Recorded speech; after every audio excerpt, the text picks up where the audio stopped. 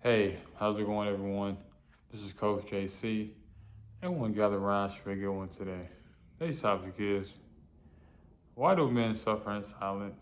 Why do we tend to suffer in silence? Why are we not really expressive? Why do we really tend to be to ourselves or be kind of locked down? I feel like a lot of it might be, I'll probably say like toxic masculinity. Boys be boys, or not really allowed to cry or show our emotions and stuff, or we always feel like we always gotta be hard.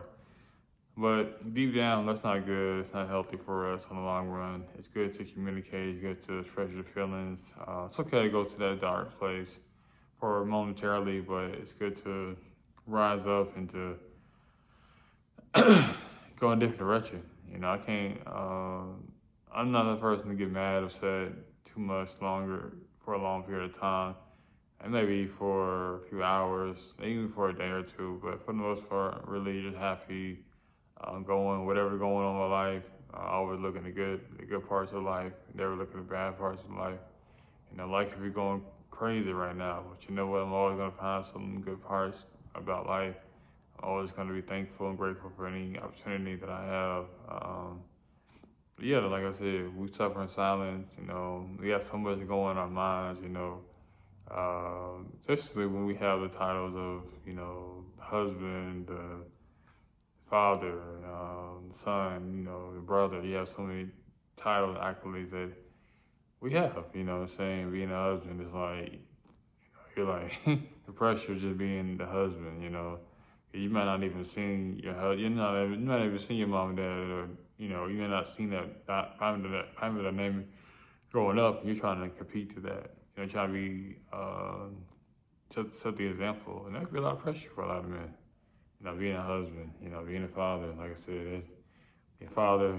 You talk about being the provider. You talk about being the emotional leader, the backbone of the family. It can get challenging at times, because life happens, unexpectedly. But the only thing about life is that life is going to happen. You're going to have to accept. You're going to have setbacks. You're going to have days where you're high, you're low, in between days, and that's just how life is. Think about what you got to keep doing as a man, as a person. You just got to keep growing and keep moving forward. Be like the clock, keep going, keep going, because the clock will keep spinning regardless. That's all. Like I said, we're so just quiet, timid.